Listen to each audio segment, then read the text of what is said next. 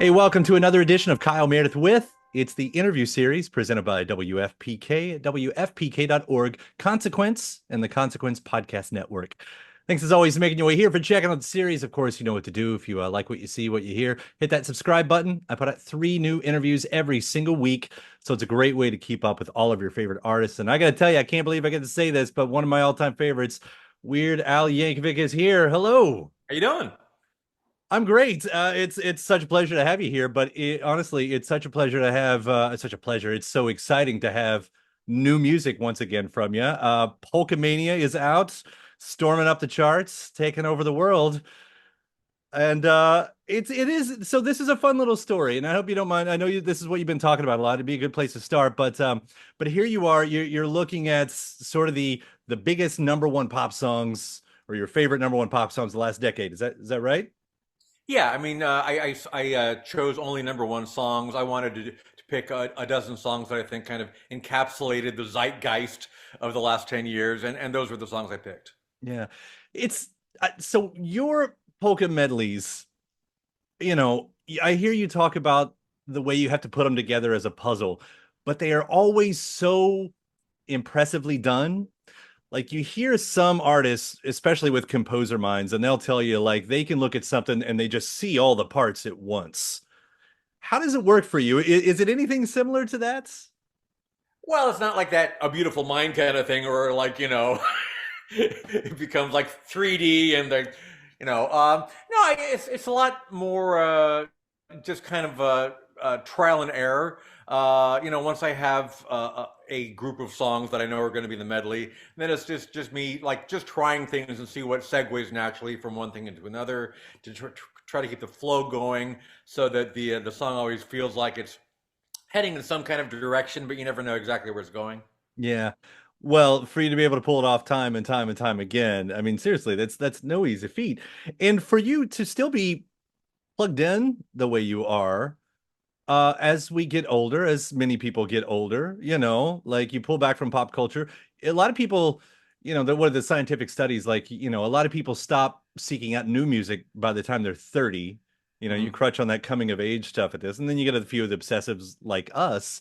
But for you to have done it, for 40 years, over 40 years, like has your relationship with pop music changed at all? Probably in the last 10 years, because ever since I stopped doing conventional albums, I haven't been so laser focused on the Billboard charts.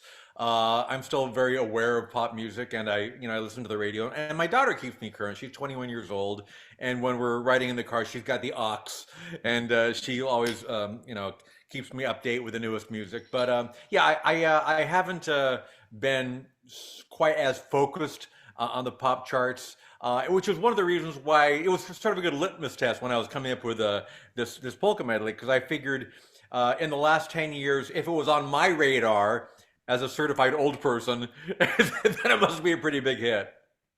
I always think of it's similar. Like I want to say it was maybe a Ricky Gervais quote because his was a lot of his comedy's a lot of pop focused, and I think they asked him was like do you he's like no I don't stay plugged in at all, but if it makes it to me it must be it's that kind of thing, and there's Right. something about these songs, right? Like these group of songs, they transcend, they've already proven themselves as you know, I don't want to say timeless. Everything's stuck in an era more or less, but somehow they've went there. Yeah, I mean, back in the early days, it was a lot easier to determine what the hits were because, MTV put something in heavy rotation and that became a hit, and everybody was intimately familiar with that. It's gotten a little bit harder to really distinguish what are the songs that have really captured the public imagination. I've talked about this a lot about there being a monoculture back in the old days, and nowadays not quite so much. So yeah, having a whole decade to pick through made my job a little easier. Yeah. I miss the monoculture, and that wasn't something I expected to say because I can remember, when the when we got a 5 disc CD changer, and I thought this is the greatest thing because I can listen to all these things at once, and how amazing will it be one day if you have everything? And now we have everything. And I find that the most exciting moments in pop culture are when we're all watching Succession or when we're all watching Game of like to find those moments where we come as close as we can to what that monoculture was ends up being something extra, extra special. It is like any kind of events, anything where you're watching it live. I mean, even gosh, when I was a kid, I mean, this is going back half a century, but before VCRs, before cable TV, I remember like once a year they would play The Wizard of Oz on television, and everybody watched it at the same time. It was great, but that was life back in back in the old days. Do you think that that's why politically we've gotten where we are? And I'm not trying to paint the picture of where we are politically, but the fact that it does feel like everybody seems to be a bit more plugged in. Like this is the thing. This is the thing that everybody's paying attention to now. You know, like political landscape is our monoculture suddenly scarily. Kind of, I guess, just because it's the most immediate, and it's you got all the 24-hour cable news channels and things like that. Yeah, we're kind of bombarded with it. So whether we like it or not, that's kind of become our new monoculture. Yeah. It's a long way to go to say I really love Pokemania and what's going on in Well, thank you. yeah.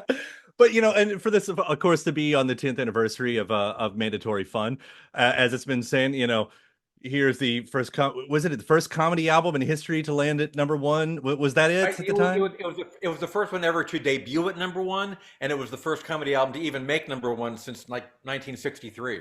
Yeah, it's incredible. And everything that you said, and I'm not going to ask you the question that everyone asks at this point in the interview because we know that answer is like, where's the album? It's not about that, but for you to have seen the sea change, not just in your own career, but in where we were going, Hmm.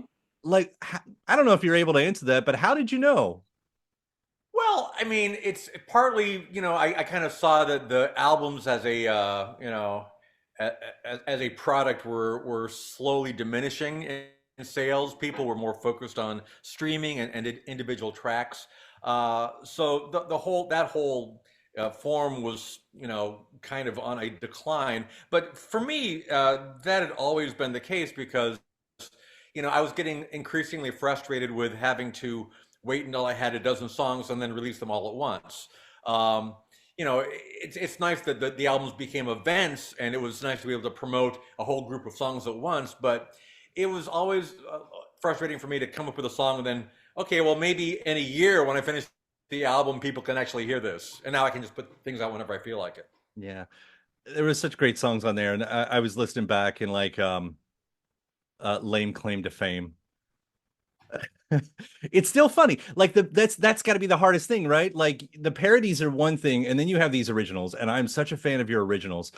And a song like that, to find the point where that's going to be funny still down the line. And I can say that about so many of your songs. Like how much of that is on your mind when you're writing your own music? Whether it's going to be evergreen or going to be funny in 20 years kind of thing. To some extent. I mean, that's one of the big reasons why I stay away from political comedy and humor. I mean, I did a video with the Gregory brothers like a couple weeks ago That about was how great, like by the way. thank you. But I mean, the whole point of it is like, oh, Trump is running against Biden again, and now that song, which is like 2 weeks old, is completely out of date. So I try not to do things that I think are not going to be funny like 2 months from now. Certainly there are some references I made in songs that probably 20, 30 years later people don't know what I'm talking about, but hopefully it's still funny. And I mean that's kind of the main thing is like whatever I do. I want to make sure that people still find it amusing, even if you're not familiar with the original source material, or if you don't get all of the arcane references. Yeah. And no, yes, it's always like you destroyed genre for me in the best way when I was young. You were one of the first artists I think that showed me like you don't have to have the single lane because it became so much fun to listen to these songs, especially the originals, but try to figure out, sort of where they were coming from, and just it's so hard for most musicians to write outside of it's not even that they don't most people listen to multiple things, but when they become a writer, like that's it. And I don't know if you can even figure that part out, but you were able to go, I can do this and make it, sound like the B-52s and I can write in that style. or Lame Claim to Fame, which to me, I don't know where that was coming from. I hear Southern culture on the skids That's when exactly right. Yeah. yeah, which I love them. It's a great group of people there. But where did that come from for you? Because again, that's talent. And I go back like that's one of those composers. I'm sorry, that's a beautiful mind type of a thing right there. Well, thank you. I have to give a lot of credit to my band. I've had the same band for over 40 years, and they're, some of the greatest musicians in the world, and they do every genre imaginable. So it's nice to be able to work with talented people. It makes you up your game.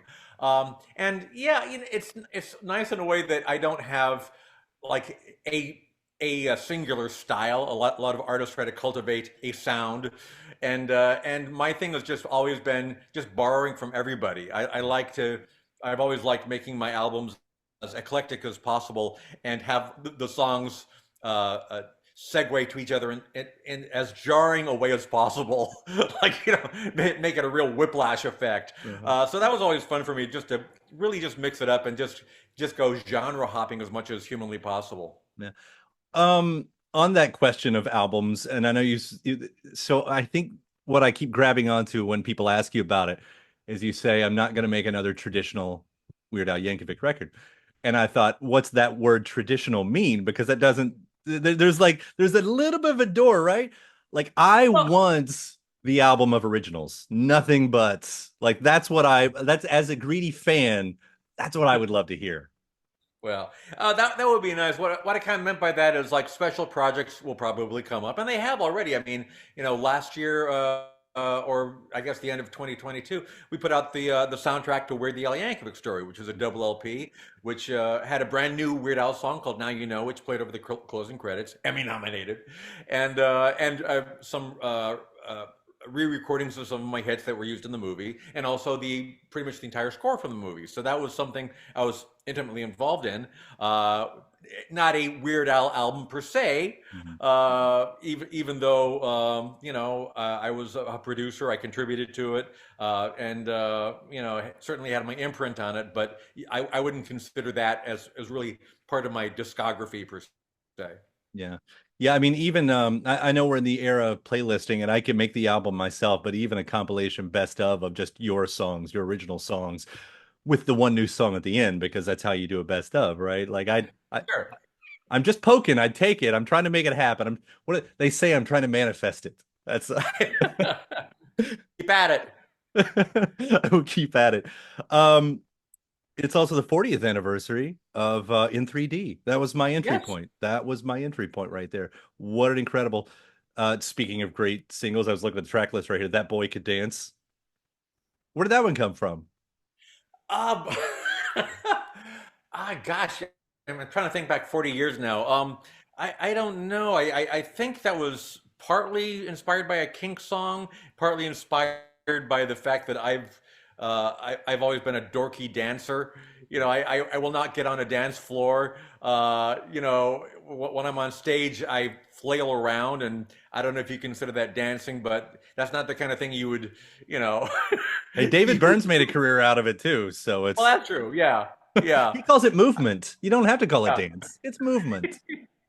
I'm not sure even those David Byrne moves would work really like in a club,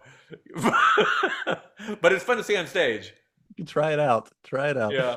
Yeah, a King of Suede theme for we all have these moments with you, and you've become such an important part of a lot of our lives. And growing up, you know this, you're in the fabric of so many people's DNA, that when King of Pain comes on the radio, I can't sing the Police lyrics. I have to sing King of Suede. I have to sing Raya of the Kaiser. It's these moments. I know that's not a question, but that's I just want to give you those compliments because those moments have really, honestly, been some of my favorite musical memories. That's really sweet. That means a lot to me, and I just hope I haven't completely ruined music for you. You've enriched it, I think. You've Oh, liberated thank music you. for me. That's Improved it. There you go. well, I do know in the last decade, like it also seems like you are. I don't know if you're making a point, but you have proven that you are more than just this one thing. And you've done that. I mean, of course, we've had the movie stuff too, UHF, all of that. But but has it been more of a concentrated thing, like to kind of say I am more than even beyond just the new movie? the animation, everything that goes along with it. I don't know if that's like somewhere in the back of my mind. I don't think that I have a real, you know, desire to prove myself. I'll show them all wrong. You know, I'm just doing what I think is fun. And, you know, I know that I'm primarily known for writing parody music, but, and I still enjoy doing that, but I've kind of decided to focus on other things because at this point in my life, you know, I want to try different things. So I'm more concerned with like feature films, TV projects. I love voice acting, and I still love touring. I still do that all the time, and I love to go out and play live. But it's I don't think it's really an effort to like expand people's opinion of me. Although if that happens, I guess that's a nice byproduct. Yeah. Did it ever feel like then, I hope I'm not going too deep on this one. Did it ever feel like the expectations, like you were saying, you're known for certain things, like what you had to do next still had to be playing the parts. Yeah, I suppose so. Like one example is the Vanity tours. I've done a couple of tours where I Mhm. did nothing but exclusively my original songs, Mhm. which again you could look at it as like, oh, Al is trying to change his image or he's trying to show that he's more than just a parody guy. But the reason we did it was just because we thought it'd be fun. Mhm. Like you know, I've been doing the big concerts with the costumes and the props and the video servers and all that for so many years, and I enjoy doing that. But I thought it'd be fun once or twice to just go out on stage with a band and sit down on stools and play like regular old musicians. Yeah. So that played to a much smaller audience. You know, that was more the hardcore fan service, but I enjoyed it and the band enjoyed it, and I don't know if we'll do it again, but that was just something that we wanted to try. Yeah. Well, I mean, you got to take that moment, right? I mean, if you're lucky enough to have a career, at some point you got to say, okay, halt, we're going to do Right. this over here now. Like when else would you do that? What's next? And I mean that like kind of literally because you seem to always be popping up I see you in a picture with the Stranger Things kids, and I'm like, is he in the new season of Stranger Things? Like, what are you doing next? To answer that question, I am not. They've had a couple nice shout outs in Stranger Things, but I'm not in the new season. I was at uh, a charity event with Finn and Gayton Mhm. in Kansas City called Big Slick, which was a lot of fun. And I wish I could tell you all the stuff that's in development. I've got about Sure. a half a dozen things which I'm actively working on, trying to get going, pitching. And as you well know, a lot of things in development never see the light of day. And I've learned early on not to promote things that may or may not happen because a lot of the times they do not happen. Uh, but there are very exciting things on the horizon. And again, I wish I could tell you about them, but I can't.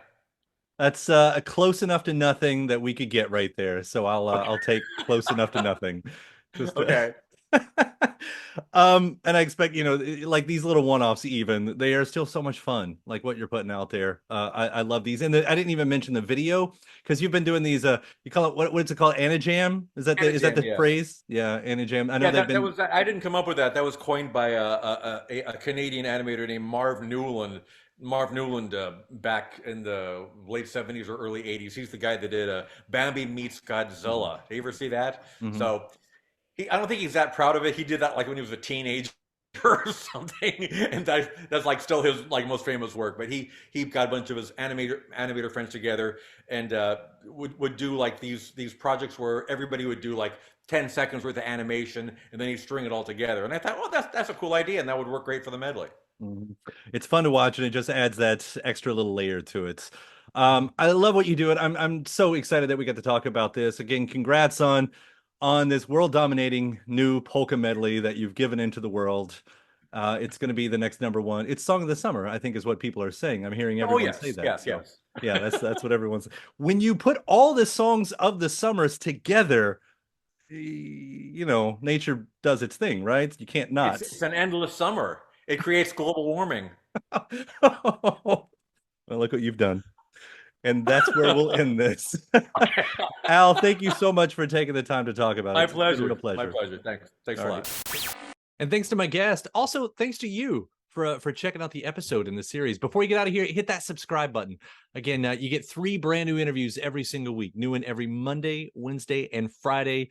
at right here on YouTube, or of course anywhere in podcast land, including iTunes, Apple Podcasts, Spotify, Podchaser, NPR, or WFPK.org as well. A great way to keep up with your favorite artists and discover new ones as well. Then after that, actually head over to WFPK.org. That's where I do a show Monday through Friday, 6 p.m. Eastern. It's an hour full of song premieres, music news, anniversary spins, bonus interviews, Monday through Friday, 6 p.m. Eastern at WFPK.org. Consequence has your music and film news. You can also find me on the social media spots, Facebook, Instagram, mostly on Twitter. All three of them, the address is at Kyle Meredith. Do hope you like and follow along. That does it for another edition. I'm Kyle Meredith. I'll see you next time.